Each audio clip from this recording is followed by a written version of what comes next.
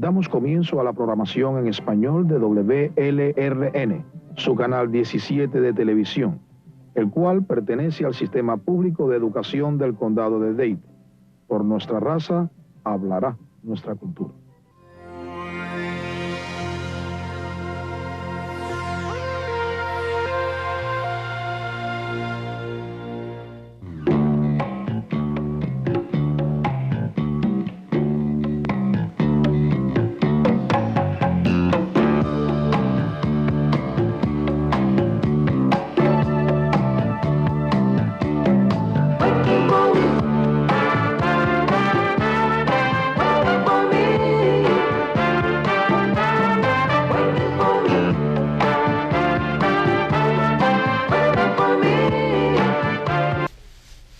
Hola amigas y amigos, les habla Vilma Petracio. Hoy tenemos con nosotros a alguien que definitivamente no necesita presentación. María Laria, una gran amiga, compañera de trabajo. Totalmente, y hace además, tiempo. Alguien a quien hace muchísimo tiempo quería entrevistar. María, de verdad me encanta que estés acá. Vilma, es un gusto, tengo que darte un beso. Bella. Es un gusto estar aquí. Sabes que como trabajamos juntas y nos encontramos por los pasillos. Todos los días. Y la verdad que yo creo que algún día tenemos que hacer un proyecto juntos porque tenemos mucha química y has colaborado conmigo muchísimo y te admiro mucho, de verdad. Bueno, gracias, es mutuo el respeto y la admiración. Quiero que sepas que yo pensaba una palabra para definirte, María, y yo creo que no basta una, pero algo así como hiperactividad artística. Totalmente correcta. Necesitaría un Valium diario para calmar. Es increíble porque leer tu biografía es descubrir a un ser humano extraordinario, que le encantan los retos. Yo creo que has saltado en paracaídas. Exactamente, ¿cómo lo sabes? Para el programa de Fernando, a las 7, un día una chica que se llama Marlene, tan linda, la cantante que ahora trabaja en la Flor de Hialeah, me dice, Fernando, vamos a saltar en paracaídas, ¿quieres? Y yo le dije, ¿estás loco? No, usted errora. Y un día me dice Marlene, María, yo lo he hecho 7 veces. Y yo le digo, ¿que tú has saltado en paracaídas 7 veces? Me convence. Y le digo, Fernando, ok, sí lo voy a hacer, pero tú estás loca. Y yo le tengo terror, Vilma, terror. Lo que pasa es que venzo retos. Cuando vamos en el motorhome de Fernando para allá, me dice Marlene, María, yo nunca he saltado en paracaídas. Yo digo, tú me has metido ¿Qué aquí? hiciste en ese momento? Yo soy claustrofóbica. ¿Qué pasó por tu mente en ese momento?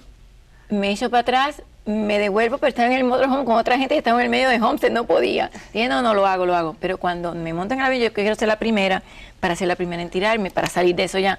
Pero que yo soy claustrofóbica. Y yo no sabía que el avión sube a 7.500 pies y es muy chiquito. Y vas con tu entrenador, éramos 6, Gina Romero, muchas personas, y entonces yo terminé siendo la última. Cuando estamos subiendo me da una claustrofobia tremenda, yo no hablo en todo el... Y lo que tenía una ganas de salir de ese avión, que yo creo que eso me ayudó, pero en el momento de saltar, muy difícil. Pero ya cuando salto, el free fall, liberación, es increíble. Sí, ¿no? Cuando no tienes que esperar, tienes un reloj, y cuando dice 5.000 pies, entonces abres el paracaídas, y si te falla uno, entonces el entrenador abre el otro. Claro. Pero el free fall es tan rápido. Y es como estás en el medio del mundo y tú tienes total control porque puedes moverte, puedes hacer skydiving, fue divino. Y después ya cuando abres el paracaídas ya es más suavecito, ya no te da tanto thrill. Pero fíjate, pero me encantó. No lo sabía, pero dije, no lo sabía. Ella es la persona que salta en paracaídas. Y me encantó, quiero hacerlo otra vez, después no he tenido tiempo. Bueno, porque a lo mejor lo hacemos juntas. Vamos a hacerlo. Sí, claro, tú sabes que todos yo soy los capaz de hacer muchachos, muchas cosas también. Tú sabes que todos los muchachos que saltan en paracaídas son tan pacíficos. Son gente con mucha paz interior, no tiene violencia en su vida. Yo creo que en el mundo habría menos violencia. Si la gente saltara más en paracaídas. Exacto, yo creo que sí, de verdad, para sacar esa adrenalina. Pero hablemos un poquito de ti como ser humano que eres absolutamente extraordinaria, pero tu carrera, por ejemplo, me impresiona mucho, porque eres una persona que viene del mundo artístico propiamente dicho, del arte, bueno, estudiado como estudio, porque eres pianista, eres concertista, de hecho tienes un disco grabado maravilloso. Todo de música clásica, y que realmente impresiona, ¿no? Porque al mismo tiempo que haces estas cosas, has entrevistado a los seres más increíbles del planeta, la gente más controversial del mundo. O sea, esos pases tan increíblemente diferentes, ¿cómo has logrado combinar todas esas cosas, María, por ejemplo? Mira, Vilma, es muy difícil, pero como tú bien dijiste, lo que me gustan son los retos. Yo tengo 53 años, pero me considero una niña en el mundo. Y mi mundo y mi vida es explorar y averiguar qué hay por aquí, y cuando me canso averiguar qué hay por allá. Como tú lo dijiste, uno aprende mucha disciplina, muchas horas de estudio. El mundo de la música clásica es un mundo muy elitista, lo cual me molestaba mucho de pequeñita. Me encanta el arte de la música, es una de las pasiones más bellas y más que se pueden describir en pocas palabras, de los grandes, ¿no? De Beethoven, de Prokofiev, de Mozart, de Bach. Pero después que estoy yo en ese mundo de estar 7 meses estudiando un repertorio sola, porque el pianista toca sola. ¿Te sentías algo así como aprisionada en un mundo al cual tú sentías que pertenecías cuando tú quisieras? Demasiado privilegiada. Ajá. Y que quizás no merecía el estar. Ajá. Por ejemplo, yo iba a una fiesta con mi actual esposo y él sabe mucho de música, pues es un hombre muy educado, pero no es músico. Mis amigos le preguntaban, ¿y qué instrumento tú tocas? Y cuando él decía, no, yo no soy músico, no le hablaban más. Ya descartado. Entonces yo dije, esta gente, el arte es un lujo, el arte no es una necesidad. Qué triste, es una necesidad para el artista. Y sin embargo es una necesidad espiritual para todo el mundo, artista. ¿no? Incluso para cualquier ser humano. Debería Hablando serlo, de mundos interiores, María. Debería serlo. Bueno, tú sabes que ese disco pianísimo fue cuando sucedió todo lo de las bombas de Oklahoma. Yo estaba en España, empezaron todos los shootings de las pandillas en Los Ángeles, lo de las escuelas, y yo dije, obviamente, el arte es un antídoto para la violencia. Así en ese tiempo, antes de entrar en la televisión, yo era maestra en las escuelas públicas de música y cortaron todos los programas de arte. Yo pienso que en Estados Unidos el problema que hay con tanta violencia escolar es que quitaron las artes. Qué bueno que tú lo dices, pero en nuestro mundo realmente tenemos una educación menos dedicada a cultivar el espíritu del ser humano. Yo creo que ahí hay un problema grave. Claro, Occidente es así, Oriente es totalmente lo opuesto, y debe haber un balance. Exactamente. Oriente es demasiado espiritual y poco material. Histórica que tenemos entre un lado y otro tiene que ver también con eso. Los puentes de comunicación no los hemos construido. Tú eres una mujer de construcción de puentes. ¿Tú crees? Porque, claro, a veces se me caen y los vuelvo a reconstruir. Pero tú sabes por qué te lo digo, porque tú me decías que una de las razones por las que tú estudiaste, por ejemplo, periodismo, y bueno, música es una faceta muy importante en tu vida, pero tú descubriste hace mucho tiempo que a ti fundamentalmente te gustaba la gente. La gente, entrar en el mundo de verdad de la gente. Por eso cuando entrevistas a un político, más allá de la presidente, fachada, sí, eso es lo que a veces me molesta. Cuando entrevistas a un político o a un presidente, o por ejemplo pude llegar a entrevistar al Papa y pude entrevistar al presidente Bush, pude entrevistar al presidente Daniel Ortega, antes, en la época anterior, llega un momento que es una fachada. A mí me gusta poder romper eso y llegar al mundo interior. A veces me llamaba más la atención entrevistar a un homeless, por ejemplo, a una persona demente. Hice un remoto especial en Los Ángeles, en vivo, en un hospital psiquiátrico, donde estaban ahí confinados los que no podían salir. Y yo tenía un panel de psiquiatras y un panel de locos. Y yo me llevé mejor con los locos, porque los locos tienen los mismos problemas que tenemos nosotros, pero no tienen responsabilidad, y todos los días nosotros echamos al lado esos miedos, y nos lavamos los dientes y nos peinamos y salimos al mundo. Y ellos no. Ellos en realidad de una forma valiente dicen, no puedo con esto, pero ellos son ellos.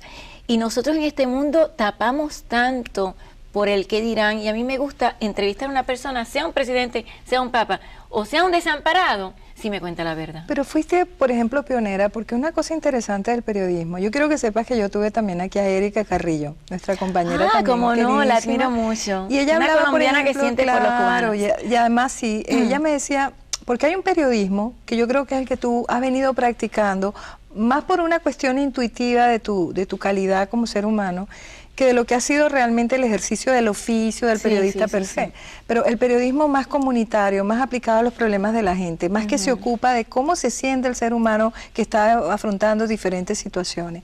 Tú, por ejemplo, fuiste pionera de los talk shows aquí en este país, y después de eso, bueno, se convirtió en una generalización, más gente empezó a hacerlo, me refiero a la parte hispana, porque no estábamos acostumbrados. Donahue, y antes de él una señora que se llama Ruth Lyons. ¿Cómo fue ese proceso de tú decidir, por ejemplo, quiero hacer un talk show donde yo involucre a la gente, donde la gente sea, ciudadanos comunes sean los protagonistas? Bueno, mira, yo era reportera y periodista, y en Telemundo en Los Ángeles con Enrique Gratas presentaba un noticiero local a las 6, después llegué a hacer el de las 11, hacía mis reportajes por la mañana, como tú dices, una hiperactividad, y los breves y todo. Hiperactividad artística. Hiperactividad artística, pero entonces llega un momento que tú dices, tú presentas la noticia, y qué bueno ser el primero que tú das la noticia, acabado me acuerdo de una niña que estuvo 57 horas en un pozo, y a las 5:57 salió del pozo, y tú ser la primera de decir, Jessica McClure acaba de salir. Pero llega un momento que yo decía, ok, tú das la noticia, pero lo más importante de la noticia no es lo que pasa, es cómo reacciona y cómo nos afecta. Exacto. Entonces, claro, no fue una idea mía original porque la hizo Ruth Lyons, una señora en Chicago, antes de que Phil Donahue, que fue el primero que lo hizo, y después entonces vino Oprah, Geraldo. Entonces en el 87 yo fui la primera que lo hago. Como no había presupuesto, lo cual es muy lindo porque hay muchos retos. Claro. Entonces yo dije, perfecto. Con muy poco hacer mucho. Claro. Eso. Y Segovia lo decía. Como hacemos en este canal, por cierto. No, por eso te admiro. Es fácil hacerlo con todo. Segovia decía que realmente si hay un artista, la guitarra es importante, pero no es tan importante como el artista. Tú puedes ser un tremendo corredor de auto que tú necesitas tu auto, pero si tú no eres bueno, un caballo, si tú no eres buen jinete, buen jockey, no puedes ganar la carrera tampoco. Tiene que ser ambos. Pero en ese momento no había estudio y yo dije, perfecto, este es el estudio de noticias. Terminamos a las 6:30. Yo hago los breves a las 6:30. El otro noticiero es a las 11. ¿Cuánto tardaría sacar este set y poner el otro? 1 hora. Ah, bueno, perfecto, a las 7 sacamos el set de noticias, a las 8, y entonces lo hacía así. Todos los días era un día, mando una unidad móvil, que ese fue el único día que dije, ok, tengo un poquito de dinero, me voy a gastar para mandar una unidad móvil a San Diego, Tijuana, que es la frontera más transitada del mundo, para que cruce con un coyote muy indocumentado. Es increíble. ¿Viste eso? Sí. Pero que no me cruzaba ningún indocumentado. Y ya era, y me dijeron, noticiero a las 10. Y yo dije, yo me gasté $5,000 en esa unidad móvil. Yo no me muevo hasta que no cruce. Cruzó y salimos al aire a las 11:10. Casi me matan. Pero el lunes por la mañana, cuando salieron los ratings de ese programa, ya todo el mundo... Claro. Entonces es como una excusa de poder llevar lo que pasa y que el protagonista sea el mundo, la persona que no es el que supuestamente es el protagonista de la historia. ¿Qué piensas de los reality shows? Porque yo ahorita pensaba, tiene algo que ver, pero no llega a eso. Porque aquí no hay esa banalización de la cotidianidad. No sé si me entiendes. No, te entiendo perfectamente. ¿Qué piensas de los reality shows? Mira, los reality shows tienen algo muy positivo y es el que una cámara te hace más importante ante alguna gente, que realmente es una mentira, y nosotros los que estamos frente a cámara no nos podemos creer esa mentira porque es muy peligroso. El reality show hace que una persona cotidiana que está en una farmacia se está registrando todo. Si una cámara registrara lo que hace toda persona, todos seríamos famosos. Y eso es lo que hace el reality show. Lo único que no me gusta del reality show es cuando manipula y crea situaciones, lo que se le dice en staging en inglés. No me gusta porque entonces ya no es real y reality debe ser real. ¿Tú no te someterías, por ejemplo, te lo digo dado tu hiperactividad artística, esta gente, la familia Osbourne, qué sé yo, Jessica Simpson con el ex esposo, que hicieron un reality show de sus primeros años de matrimonio? ¿Tú alguna vez se te ocurriría hacer algo como eso? Sabes que eso no... Madonna fue la primera realmente que empezó con un documental que ahora no me acuerdo cómo se llama, que ella hizo en una de sus giras, y ella era novia de Warren Beatty en ese entonces, y me acuerdo que Warren Beatty, que es una persona muy privada, ahora está casada con una actriz muy famosa, bueno, no se casó con ella, le dijo, pero tú no quieres vivir off camera, tú no quieres, no lo haría nunca porque yo soy una persona privada y necesito mi privacidad y mi espacio. Eso era lo que y quería no llegar. Todo es, y por eso te hago la pregunta, porque hay una parte de ti que la he visto, muy humana, por cierto, muy querida en el canal. Ay, hay una parte pública, María, muy relax y muy de hacer preguntas a veces que no son políticamente correctas y las haces con una sonrisa, versus la mujer delicada, muy privada, muy cálida al mismo tiempo, que tiene un espacio propio pero que al mismo tiempo lo comparte con otras personas. O sea, hay un espacio tuyo muy privado también. Sí, y yo creo que eso es muy saludable tenerlo. Y hay cosas en la intimidad de una pareja o de una persona en su casa que no necesariamente tú quieres transmitirla al mundo, porque ya cuando tienes una cámara, a mí a veces la verdad que se me olvida la cámara, y a mí me gusta no estar pendiente de la cámara, y llega un momento que no lo estoy. Pero en tu vida privada, entonces no es privada. O sea, yo soy muy cuidadosa. Mi marido, por ejemplo, fue muy manager mucho tiempo, ahora está haciendo real estate y ahora está un poquito más separado, pero a mí me gusta tener mi vida. Si yo estoy con mi hermana, que me pasaba mucho, a la que no he visto en 5 años, y me reúno con ella en una cafetería a tomar café con ella, su hermana, no la artista de televisión, y alguien viene con una cámara, invade ese espacio, ya no es la intimidad. Entonces yo creo que existe la intimidad y la privacidad, y esa línea no se debe cruzar, y las personas que permiten ser invadidas de esa forma, a mí me parece que sufren emocionalmente. Oye, tal vez hay un desajuste, una necesidad de atención permanente, me imagino, algo de eso. Pero, por ejemplo, en tu caso, tú eres una mujer que tiene una trayectoria artística muy reconocida. De hecho, yo te conocí antes de llegar a los Estados Unidos. ¿Quién no te conocía, María? ¿Sí? Claro. Mi hermana es fanática tuya. Me dice, ¿en serio? Sí. Yo le había dicho hace tiempo que yo te quería entrevistar y ella me decía, ay, a mí me encanta ella, es tan cálida. Además, su programa siempre te veían. Sí, por eso allá te en digo, Televen se veía en Televen. Una persona como tú que tiene ese perfil público tan intenso y tan extenso, que tanta gente te conoce, ¿cómo haces en esa interacción cuando la gente te consigue en la calle? Más siente que te conocen de toda la vida y te están viendo la primera vez. Totalmente. ¿Qué sientes? No, es muy lindo porque más que me digan qué bueno tu programa, o qué linda estabas, o qué lindo tenías tu vestido, cuando alguien me dice, hiciste un programa de alcoholismo y yo tenía ese problema con mi papá y no me atreví a mencionárselo y gracias a tu programa pude hacerlo. Por ejemplo, intento de suicidio, tantas veces personas me dijeron, vi tu programa y esa noche pensé, llamé al hotline y busqué ayuda. Eso es lo más lindo. Sí. Y volviendo a lo del reality, hay parte de mi vida privada, por ejemplo, lo que pasa en un programa, a mí me parece que es muy saludable que se vea, si, por ejemplo, si hubiera una cámara, cuando las dos nos estamos vistiendo, esa parte de la intimidad me parece que es muy saludable para que nos ponga como personas normales y corrientes. Porque los artistas son eso, a veces tienen una imagen, no, resulta hay que tienen una vida, para que la gente no te vea tan alto, pero de ahí a entrar, o sea, a la vida privada, lo que tú quieras. El aspecto invasivo. Claro, hay cosas que tú quieres compartir con el público, que lo compartes, pero tienes que estar lista para compartirlo. Hay traumas y problemas en la vida que todos tenemos que no estamos listos para compartirlos y tú tienes que vivir ese proceso antes de poder darlo al público. Quería conectar esto con un tema que yo, a la gente que está conmigo siempre, la parte cultural, humana, me interesa mucho. Y tú eres una cubana muy particular. Yo diría que eres algo así como en algún momento describí a Carlos Alberto Montaner, digamos, él dentro de su mundo en parte político, de haber sido un exiliado y de ser un exiliado. Pero tú también eres eso, una representación de un exilio muy doloroso, pero eres la parte, también una cubana universal, pues te conoce muchísima gente. ¿Cómo ha influido la cubanidad a María Laria? ¿Cómo la ha marcado? ¿Cómo ha sido ese proceso en tu vida? Y cómo eso, siendo que no eres de las que estaba en Miami desde el principio, ahora eres parte de este Miami multicultural con un inmenso toque de cubanidad. O sea, ¿cómo has combinado ese aspecto? Mira, durante mi época de niñez, como salí de Cuba tan pequeñita, vine por Miami, nos relocalizaron a Nuevo México, después me fui a Puerto Rico donde aprendí el español, después me mudé a Boston para estudiar. Cuando estaba en Boston, por ejemplo, donde en mi escuela, en New England Conservatory, habíamos 2 o 3 personas que hablábamos español.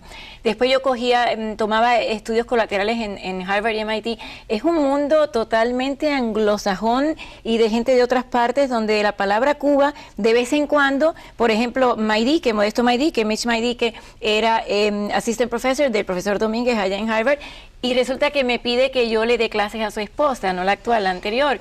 Y entonces nos hicimos amigos. A Carlos Alberto Montaner lo conozco en casa de Maydique, en Boston, se hace un club de intelectuales cubanos y él acababa de llegar y lo conozco. Entonces yo obviamente estaba en un mundo donde la palabra Cuba no era tan significativa para mí, pero algo me alaba.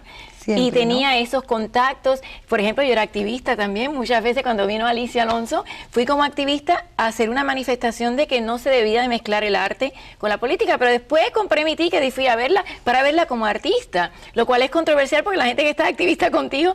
Entonces siempre había la palabra Cuba recurrente, pero tenía un poquito de falta de identidad porque decía, pero ¿de dónde yo soy? Yo soy cubana, pero cuando hablo con los cubanos me dicen tal lugar, tal calle y no la conozco. Cuando llego a España y llegué al País Vasco, que encontré mis familiares, encontré mis raíces en Asturias, fui a visitar la casa de mi abuelo, que nunca lo conocí, estuve allí en esa casa, me sentí más como que yo era de ahí. Yo sabía que yo no era puertorriqueña, que no era americana, pero que me llevaba muy bien con la gente en que estaba. Pero cuando llegué a España fue lo más cercano, porque a Cuba no he estado, me ofrecieron una película en Cuba y hasta que no se caiga la dictadura. Porque además has actuado en películas. Sí. Una película llamada El Secreto. El Secreto que salió en México, sí, está muy bien informada. Claro, no, claro que estoy informada. Hago de psiquiatra. Pero mira, me interesa mucho porque tienes esta faceta, la parte cubana cuando dices, ¿de dónde soy? Ese ser cubano como el punto de arraigo más fundamental, de ser un ciudadano del mundo al mismo tiempo, pero donde tu raíz siempre con un toque de dolor, de nostalgia, porque yo he encontrado todo ese aspecto en todos los cubanos que he entrevistado. Sí, y una tú no pérdida estás de algo escapando que de ni eso, conoces. porque inclusive me contabas un poco antes de comenzar el programa la parte de tu familia, el proceso doloroso al principio, cómo fueron relocalizados de Miami a Nuevo México porque tu padre no conseguía trabajo. Todo ese proceso tiene que definitivamente marcar la vida, ¿no? Totalmente. Yo admiro a mis padres, son las personas que más admiro en mi vida. Amaro y Ofelia. Amaro ya no está conmigo hace 4 años, va a cumplir 5 en enero 10. Mi madre, gracias a Dios, está conmigo todavía, pero el verlos sufrir tanto, me cuentan que acá en Miami, en el Tamiami Hotel, que ya no existe, te cobraban $8.50 al día y te tocaban la puerta, y si tú no tenías ese dinero, y por ejemplo cuando iban a conseguir casa decían, no, pero los 3 hijos no, y decían, mi madre decía, ¿qué quiere? Uno sí, los otros no, ¿qué quiere? Que los voten. Entonces nos relocalizan, y yo recuerdo haber visto a mi padre trabajar 16 horas diarias echando gasolina. Para mí después, cuando finalmente en Puerto Rico y en Boston, él deja todo en Puerto Rico después de ser un negociante exitoso y llega a Boston otra vez porque la niña rebelde se quería estudiar y él se mudaron todos conmigo. Yo le dije, yo no sé cuánto tiempo me voy a quedar. Claro. Total que me quedé, me gradué de maestría, me fui y se quedaron todos. Y a lograr tus sueños. Te lograron siempre. Mi padre te apoyaron. Mi madre siempre. Bueno, en algunas cosas no, porque era una chica rebelde, de lo cual se lo agradezco, porque claro, cuando alguien no te apoya a algo, realmente te está pidiendo tu potencial y está sacando dentro de ti más de lo que tú hubieras dado si todo está bien. Los problemas son oportunidades. Claro. Y las crisis, las personas que no tienen crisis no crecen. Pero en general mis padres me han apoyado en casi todo. Lo que de chica, por ejemplo, me gané una beca para estudiar en Aspen con un maestro en música clásica. Tú vas en la línea directa con Beethoven. Beethoven se murió hace tiempo y Schnabel era estudiante de Beethoven. Ahora están los estudiantes de Schnabel. Mi maestro es estudiante de un estudiante de un estudiante. Cuando conseguí estudiar con el maestro de mi estudiante, mando mi tape y me aprueban una beca para Aspen en Colorado. Y me dice mi mamá, yo tenía 17 años, no puedes ir. Me fui de mi casa, agarré un avión para Washington, me fui manejando con una amiga. Cuando llego al auto yo no sabía manejar de cambio. En esas cosas no, pero claro, es que yo era una chica que quería ir demasiado rápido en la vida. Pero cuéntame una cosa, esta parte te hizo a ti, yo diría, la base del ser una high achiever, una persona que no le teme al reto, que está preparada, yo diría, mentalmente preparada, porque eso es una forma de resistencia diferente para el triunfo. Porque yo creo que pareciera que esa fue la base fundacional, obviamente definitoria para muchos aspectos que luego realizaste en tu vida, ¿no? Bueno, yo creo que uno tiene que estar preparado antes para el fracaso, antes de triunfar. Bueno, pero es que una cosa es aprendizaje para eso. Exacto, yo estaba preparada a caerme, como cuando estuve en mi época de actriz en Hollywood. Tú vas a muchas audiciones, de las cuales no te llaman la mayoría, pero tú te acostumbras que tú vas y que no te van a llamar, y el día que suena el teléfono te alegras, pero tú te acostumbras que vas y vas y vas, y yo soy una persona que soy muy perseverante, y lo vi en mis padres, vi a mi padre y a mi madre cuando finalmente, después de todo por nosotros. Entonces hoy en día cuando yo veo gente que quiere llegar a lugares sin pagar los dues, como dicen en inglés, y sin llegar, yo aprendí que lo que tú te ganas es con tu esfuerzo, y por eso hay veces que cuando uno no lo tiene todo en bandeja de plata, es mejor, claro, porque ¿para qué trabajamos? Para lo que tenemos hoy en día, no, nosotros trabajamos para algo más que vamos a conseguir espiritualmente. Bueno, entonces estoy muy consciente de eso. Quiero que sepas que le has dejado un mensaje muy hermoso a todas estas mujeres que nos escuchan, que están buscando sus horizontes. Tú eres una inspiración. Gracias, eres una persona transformacional, porque ayudas a transformar la vida de otros, y de verdad fue un placer tenerte con nosotros. Y yo, qué rápido se fue, con una amiga tan extraordinaria como María, los invito a una próxima edición donde de seguro tendremos a alguien tan especial como María. Y tengo que decir que yo admiro a Vilma Petrache porque es una mujer con una credibilidad inmensa, una excelente periodista, excelente panelista, inmensamente inteligente, y además es buena gente y buena amiga. Gracias. Gracias a ti, Vilma. Gracias.